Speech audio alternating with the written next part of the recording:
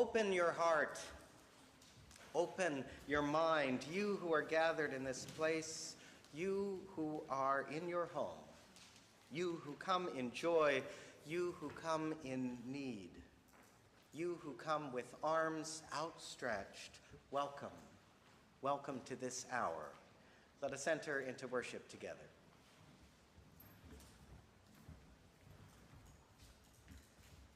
Good morning. Allons, enfants de la patrie, le jour de gloire est arrivé. And happy Bastille Day. What is Bastille Day? Well, it is very much like the 4th of July, but it's celebrated in France, and Americans don't care about it. I can't help it. What's the most important part of jokes about the French Revolution? The execution. Okay, anyway, welcome to the Unitarian Congregation of Westchester. We're grateful to have you with us here this morning, whether you're here in person or online. We especially want to welcome any visitors and newcomers who are here today or online. We hope to have the chance to get to know you better. You can make a name tag and fill out a visitor form in the lobby near where you came in. Also in the lobby, there are pronoun stickers for newcomers and current members alike to add to your name tag.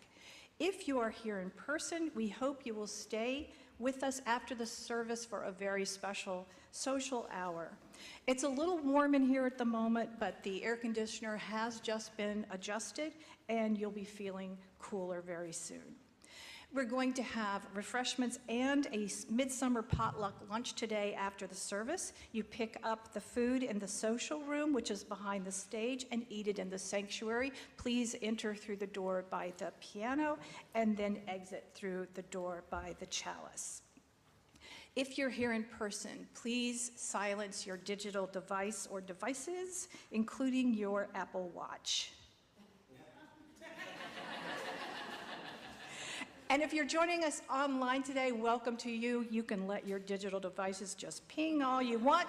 But if you are logged into a Google account, we hope that you'll say hello in the chat. However you're here with us today, we'd love to get to know you better. You can find out more about us and request to be on a mailing list in order to do so by visiting our webpage at www.ucwc.org. And now we have some announcements about the life in the congregation.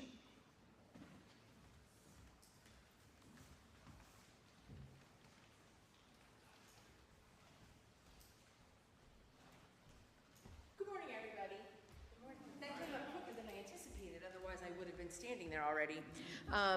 So this morning we have our potluck, and as always, I could always use a little bit of help getting tables and chairs put into place. We have a good array of food back there. As always, the rules are in on that side, out on this side. Come out here enjoying the air conditioning and everybody's fellowship and fun. And for all you people at home, there's plenty of time for you to put your cup of coffee down, put your clothes on, because we know you're in your jammies, and come join us. But if you have any questions, let me know. But again, any help with tables and chairs would be greatly appreciated, as always. Thank you.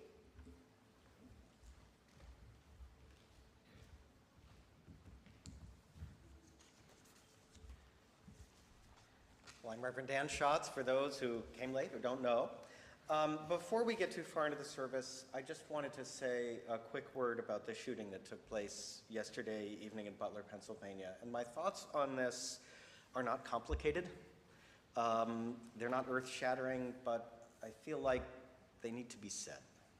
And what I want to say is this: violence is not an answer. Doesn't matter how much one may dislike a politician or anyone else or disagree with what they stand for, violence is never a solution. And we need to end this toxic cycle.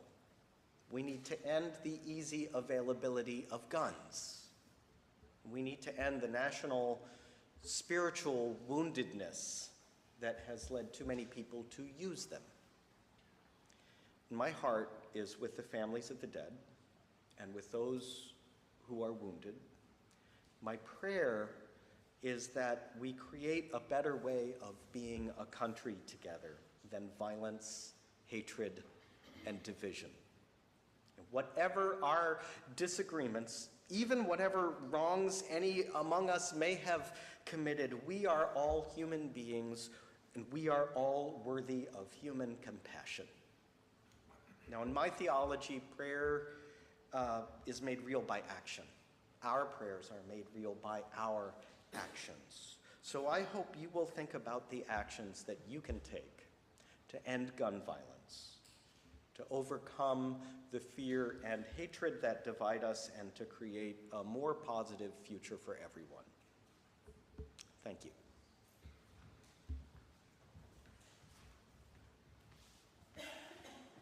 Our chalice lighting words today are by Stephen Crane. Truth, said a traveler, is a rock, a mighty fortress. Often have I been to it, even to its highest tower, from whence the world looks black. Truth, said a traveler, is a breath, a wind, a shadow, a phantom. Long have I pursued it, but never have I touched the hem of its garment. And I believed the second traveler, for truth was to me a breath, a wind, a shadow, a phantom, and never had I touched the hem of its garment.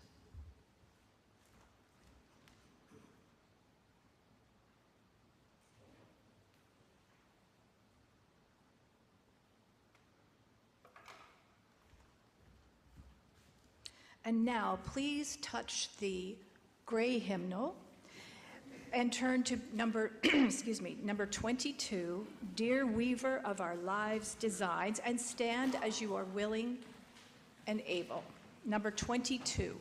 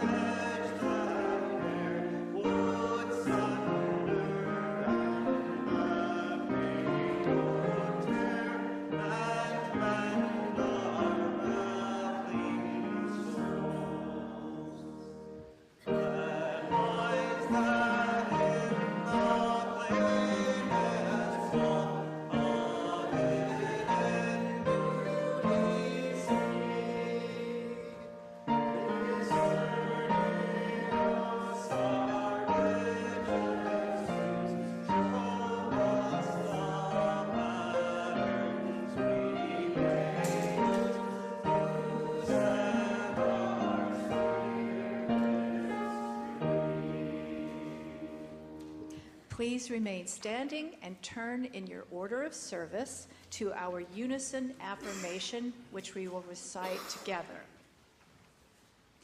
We gather, aspiring to be a thriving, caring, and welcoming community that supports each person's spiritual journey, embraces diversity, challenges us to live responsibly, and is a catalyst for a just and compassionate world. You may be seated.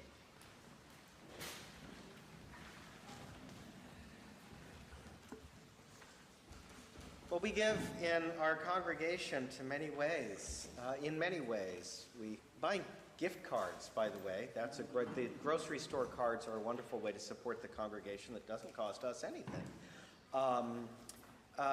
And we also, of course, give in our weekly offering. If you are online, you can go to ucwc.org/giving, or you can add a little to what you pay in your pledge, or you can send us a check. If you're here in person, you can do all of these things, or simply add a check or cash to the basket as it comes round. And if this is your first time here, whether you are here online or in person, please allow yourself to be our guest and let this collection pass you by. As we give to our congregation, I hope all of us will be as generous as we're able within our means. We'll now receive our morning offering.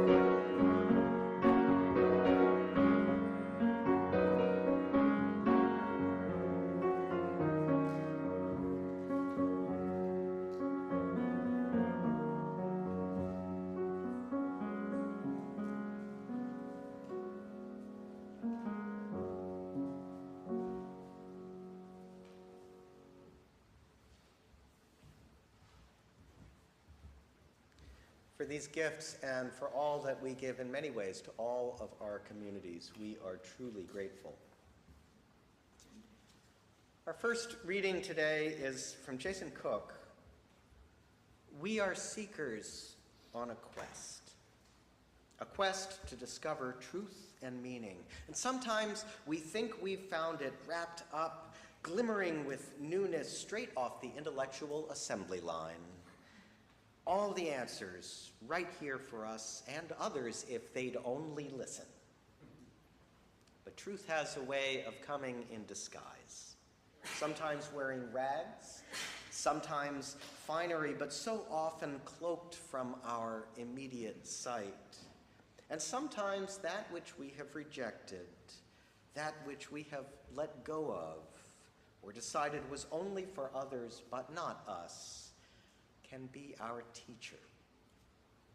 Let our time of worship be an acknowledgement of the never-ending journey toward truth and meaning, and our appreciation of those we learn from along the way. Our second reading is by my colleague Leslie Takahashi. They teach us to read in black and white. Truth is this, the rest false. You are whole or broken. Who you love is acceptable or not. Life tells its truth in many hues. We are taught to think in either or, to believe the teachings of Jesus or Buddha, to believe in human potential or a power beyond a single will. I am broken or I am powerful. Life embraces multiple truths, speaks of both and of and. We are taught to see in absolutes, good versus evil, male versus female, old versus young, gay versus straight. Let us see the fractions, the spectrum, the margins. Let us open our hearts to the complexity of our worlds. Let us make our lives sanctuaries to nurture our many identities. The day is coming when all will know that the rainbow world is more gorgeous than the monochrome, that a river of identities can ebb and flow over the static, stubborn rocks in its course, that the margins hold the center.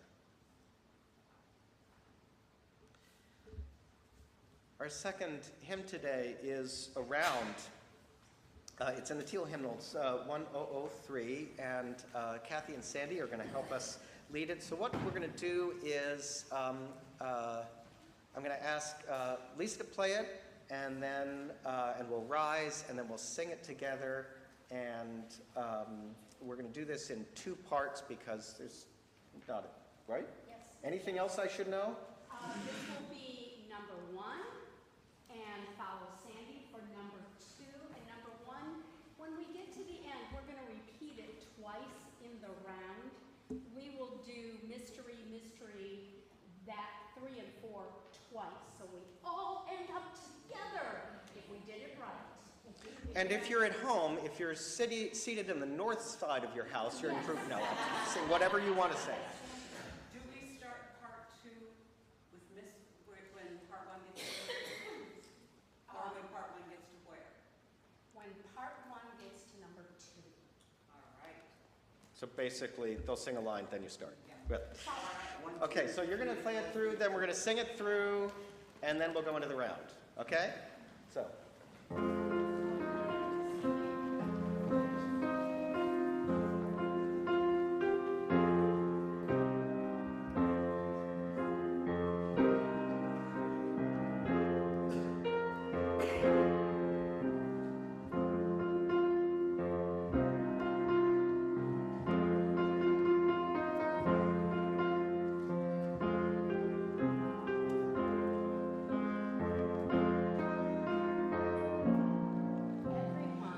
Where do we come from? What are we? Where are we going? Where do we come from? What are we? Where are we going? Where do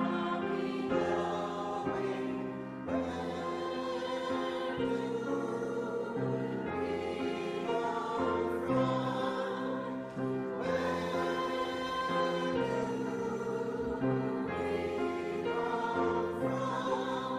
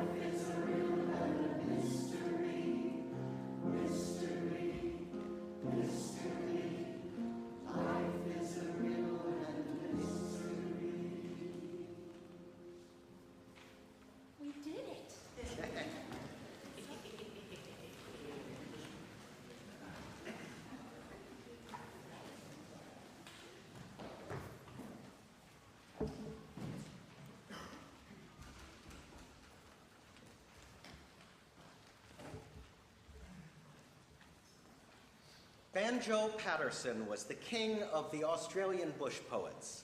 Bet you weren't expecting that to be my opening line. Even if you were unaware that Australian bush poetry is a thing, you might have heard Paterson's most famous work, the unofficial national anthem of Australia, Waltzing Matilda. Yes. Right. He was the king of the bush poets for a reason. But in 1895, witnessing the plight of farmers and ranchers facing a devastating drought, Paterson wrote another less well-known poem. In Song of the Artesian Water, he paints a picture of suffering squatters caring for tortured, thirsty cattle, victims to the severe weather. We know about drought and extreme weather in our country too, and especially in this era of climate crisis. But in those days, the immediate consequences were even more serious because there were no reservoirs. There was no trucked in water. There wasn't anything you could do at all. If we fail to find the water, Paterson wrote, then it's ruin to the squatter, for the drought is on the station and the weather's getting hotter. That left three options: give up and leave, pray, or dig. Excuse me. With no other prospects, they weren't about to leave, and we're tired of prayers and providence, he said. They never seemed to make any difference. So the people decided to dig. Now, in that part of Queensland, aquifers lie beneath the stone, often deeper than half a mile underground. So with a 20-horsepower engine, they drilled into barren earth and hard rock, searching for something life-giving beyond what they could see. It was a risk. Artesian wells are expensive and time-consuming, and there was no telling how deep they'd have to go to find water, if any was there to be found. They were squatters, not geologists. But they were motivated because their farms depended on it. Their homes depended on it. Their families depended on life-giving water. Their own lives depended on what they could find beneath the surface. It didn't go well, at least not at first. Early on, the shaft started caving in, and then the drill kept jamming up, and as deep as they went, they found nothing, but still they kept searching deeper down. Paterson wrote, "It's time they heard us knocking on the roof of Satan's dwelling, but we'll find artesian water if we cave the roof of hell in." But there's no artesian water, and we've passed 3,000 feet, and the contract price is growing, and the boss is nearly beat, but it must be down beneath us, so it's down we've got to go, though she's bumping on the solid rock 4,000 feet below. And it's down, deeper down. Oh, we're going deeper down. Nothing. Not a hint of water came from that well until everything changed. But it's hark, the whistle's blowing with a wild, exultant blast, and the boys are madly cheering, for they've struck a flow at last. It is flowing, ever flowing, in a free, unstinted measure from the silent, hidden places where the old earth hides her treasure, where the old earth hides her treasure deeper down. And it's clear away the timber, and it's let the water run, how it glimmers in the shadow, how it flashes in the sun, by the silent belts of timber, by the miles of blazing plain. It is bringing hope and comfort to the thirsty land again. And it's down, deeper down. It is flowing, ever flowing, deeper down. Now, I imagine that whatever you expected when you came to the service this morning, it probably wasn't an Australian bush poem about an artesian well. And some people might even suggest that my sermon illustrations can be obscure sometimes. One or two might go so far as to call it a stretch. And maybe it is, and maybe it's this heat, but that poem has been going around in my head for much of the past month. And it's down, deeper down. Oh, we're going deeper down. right now, in our community, in our country, in this community, in our country, and in our world, we are in need of life-giving nourishment. It's a stressful and anxious time. There has been grief and conflict and violence and fear, and we know there is probably more of all of it to come. We need life-giving nourishment. And the thing is, there are all kinds of people who will tell us they can provide that nourishment without any effort on our part. Just accept this slogan, or that meme, or some set of words, or give your heart to one kind of savior or another. Believe whatever we tell you to believe. Politicians will tell you that. Preachers will tell you that, not me. The internet will tell you that every day. You don't need to go to effort, or think for yourself, or ask questions.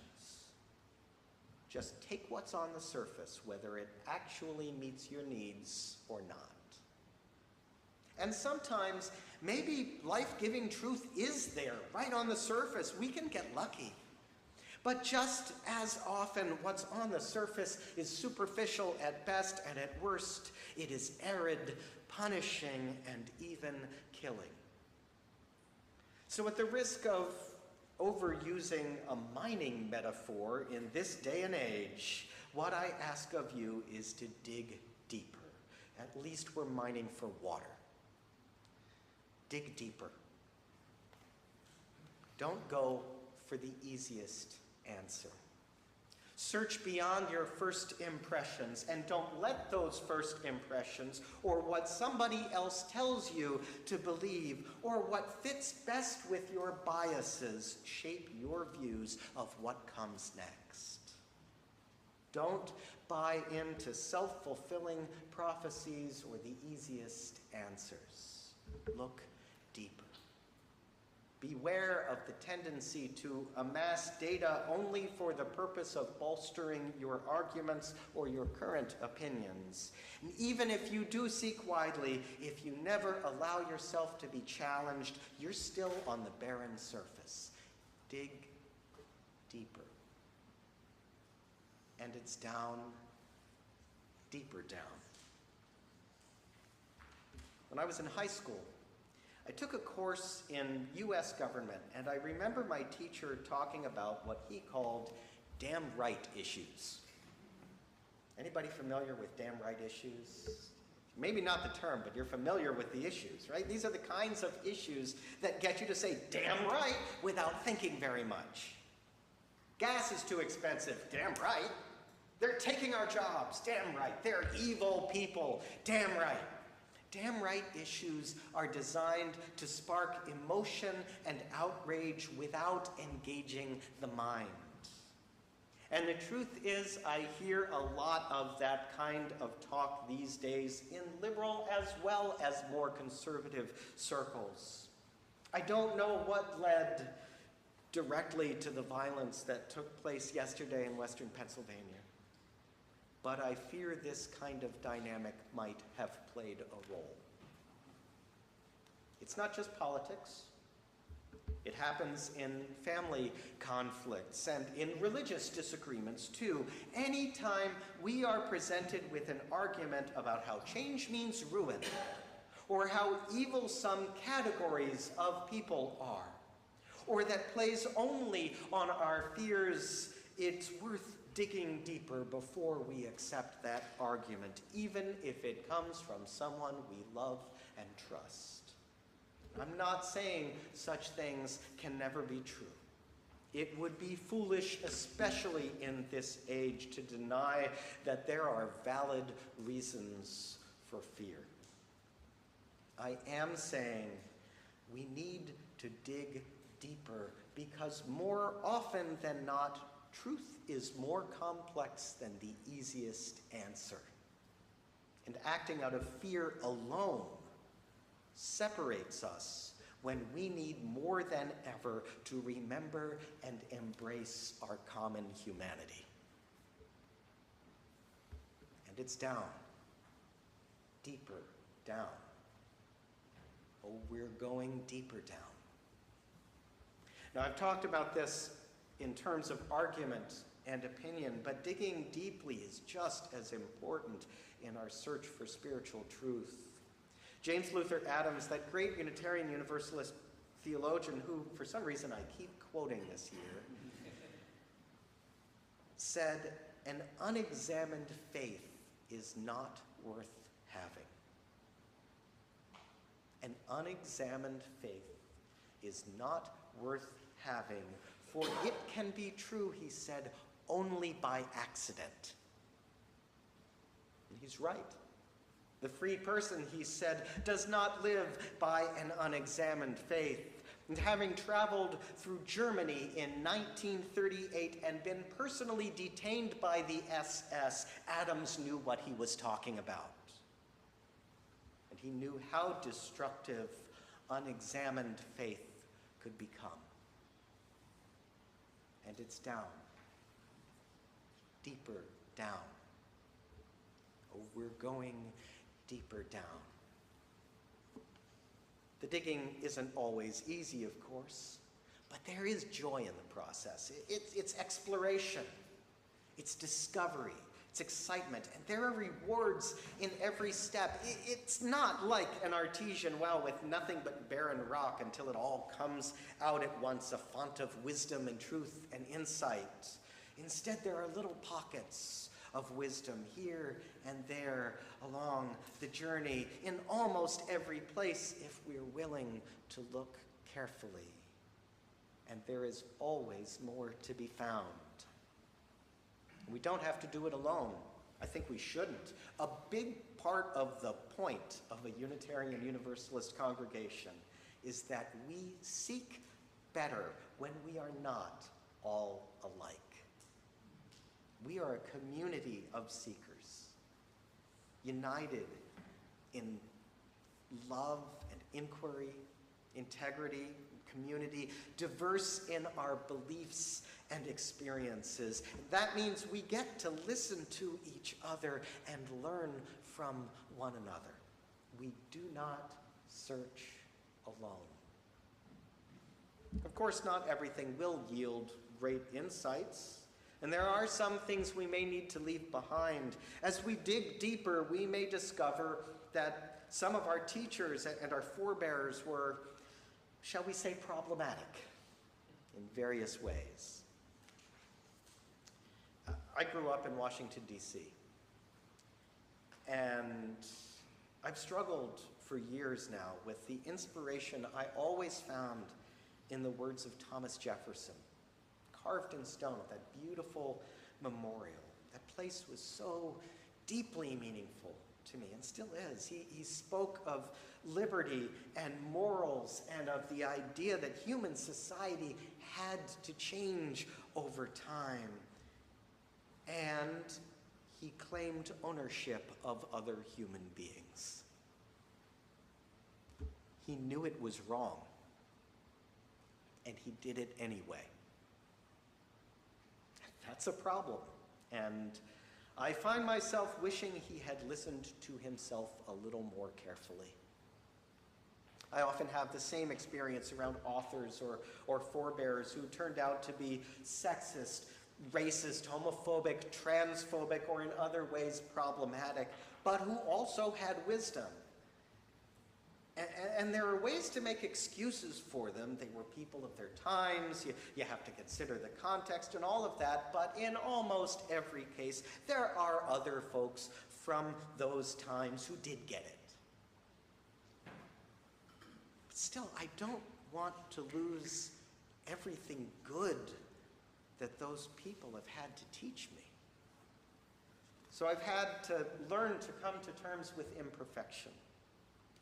I've had to learn that digging deeply sometimes means sifting through a lot of dirt and rock in order to find that life-giving water. The late author Bell Hooks described a similar experience in working with the writings of Paulo Freire, the author of Pedagogy of the Oppressed. Freire's work is deeply sexist, and as a feminist scholar, Hooks had to critique it, but at the same time, she said, I came to Freire thirsty, dying of thirst, and I found in his work a way to quench that thirst. To have work that promotes one's liberation, she said, is such a powerful gift that it does not matter so much if the gift is flawed. Think of the work, she said, as water that contains some dirt. Because you are thirsty, you are not too proud to extract the dirt and be nourished by the water. For me, this is an experience that corresponds very much to the way individuals of privilege respond to the use of water in the first world context. When you are privileged, living in one of the richest countries in the world, you can waste resources. And you can specially justify your disposal of something that you consider impure. If we approach the drinking of water from a global perspective, we would have to talk about it differently. We would have to consider what the vast majority of the people in the world who are thirsty must do to obtain water. Paulo's work has been living water for me. And it's down, deeper down. It is flowing deeper down. Now, I first read Bell Hooks' words almost 30 years ago, and they have never left me. They have helped me deal with difficult people, with family situations, with the disagreements I've had from time to time with something that happened at the UUA or at whatever congregation I'm serving. They have helped me, honestly, through every election. We don't have the luxury of purity or perfection. Our need for life-giving water is too great. So we search beyond, keeping what is nourishing, acknowledging what is not. And of course, it can't always work like that. Excuse me. Some things sometimes are just too toxic to overlook, and that's fine. We need to do what we need to do for ourselves, especially when we've been wounded in the past. But it is worth our time if we are able to search beyond the surface of another human being or of an organization or whatever it is to find the goodness along with the flaws. Because the truth is, we are all heirs to flawed teachers and institutions. This might be the hard part, and so are our children. One day, they too will dig around our imperfections. They might even be doing it today. And it's down, deeper down. It is flowing deeper down. Or maybe higher up. Anne Bowman tells the story of two travelers on their way to Japan by sea. And they both stood by the ship's railing looking out at the vast and empty ocean, until after a while, one of the travelers turned and walked away, clearly disappointed. The other stayed all day, looking across the sea. And noticed that from time to time, the first would come back, look briefly at the ocean, and then turn away again, looking more upset, even angry with each ocean view. And after this happened a few times, the second traveler finally asked the first, "Why are you so upset? You look sad, and this is supposed to be a pleasure trip." But the first replied that they had been told at this point in the journey they should be able to see Mount Fuji in the distance, but all day the ocean had been covered in a thick haze. And it was becoming obvious the haze was not going to lift.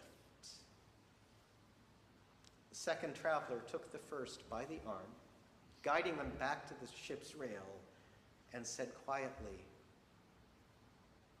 "Look higher." Bowman writes, "The traveler, raising his eyes above the haze, saw in all its beauty and majesty the great mountain peak."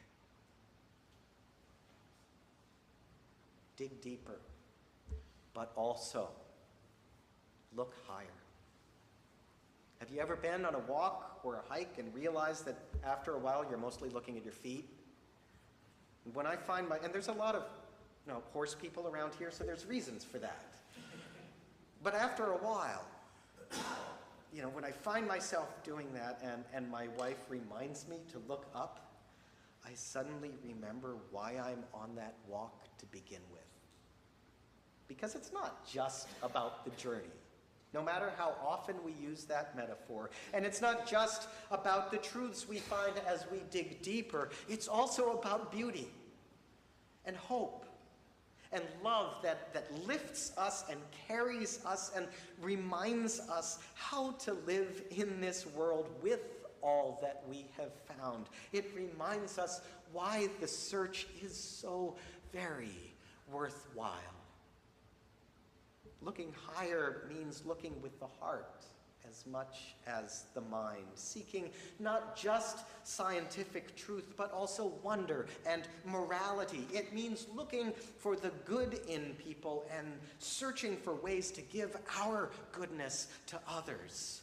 Looking higher means seeking greater integrity, more profound connection, and a meaning-filled life.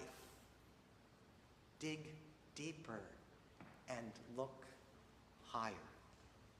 We need it all, roots and wings. We need it all. We need to search beyond our feet, sometimes digging down, sometimes looking up, always remaining open. It will be a lifelong practice, not always easy, but fulfilling. Dig deeper.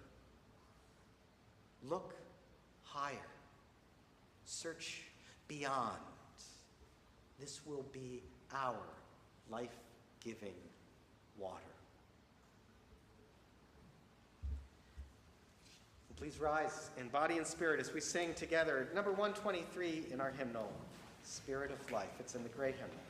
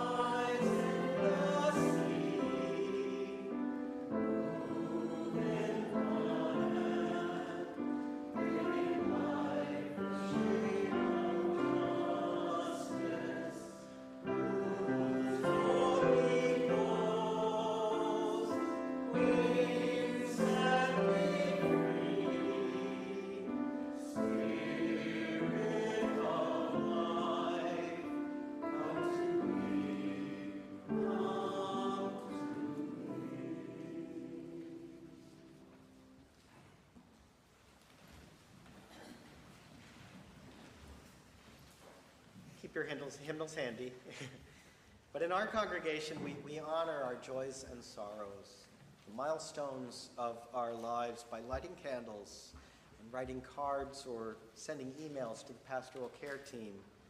As we move into the time in our service when we read the cards of sharing, I invite you to sing the first verse of number 83 in the gray hymnal, Winds Be Still.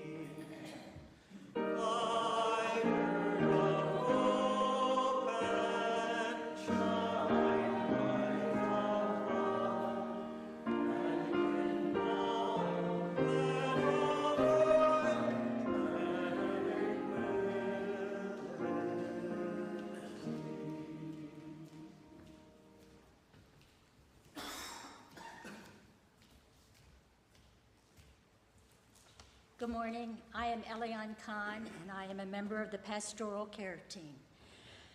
Today, I'm reading the cards of sharing for Pam Sears, who is your contact person for the month of July. A card of concern from a member. My mother, at age 88, is facing major surgery next week. We hope for a successful outcome and a full recovery afterward. We know it will be a slow process of getting better. Please hold her in the light.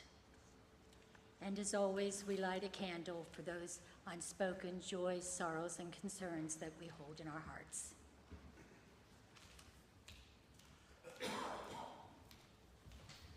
Please sing the third verse of Winds Be Still.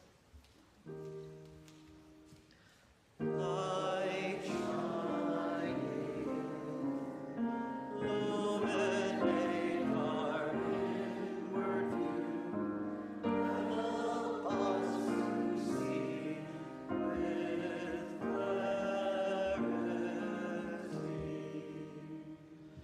Shine bright and true, so we may join our songs in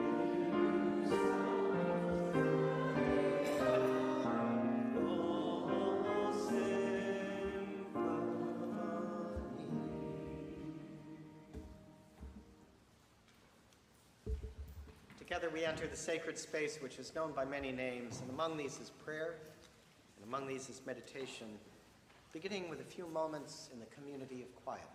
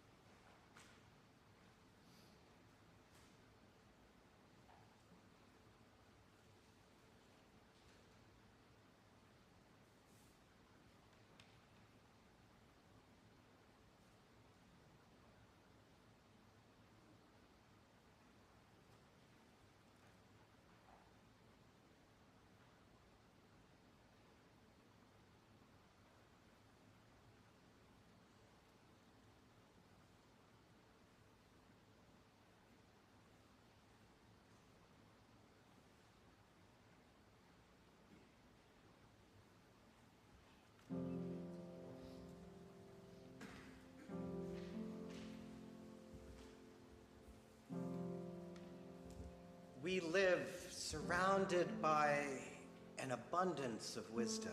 It lies beneath our feet and over our heads, around us and beyond us and within us.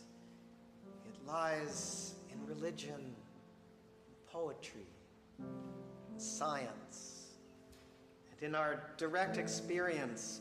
It lies in the insights of reason and in the blessings of love. May we remain open to insight, to new possibility, new truth, and new beauty.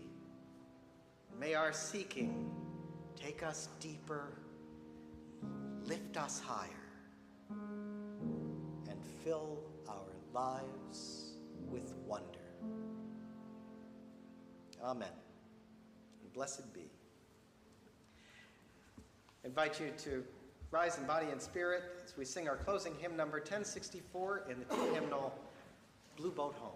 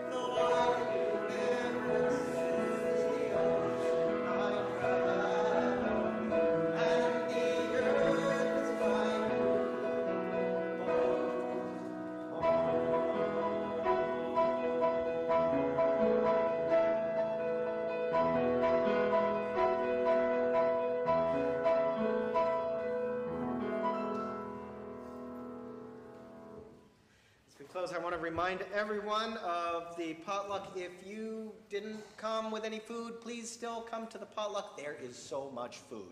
We will be fine. We close with words from Jane Ellen Malden. May the love of truth guide you, the warmth of love hold you, and the spirit of peace bless you this day and in the days to come. Go in peace.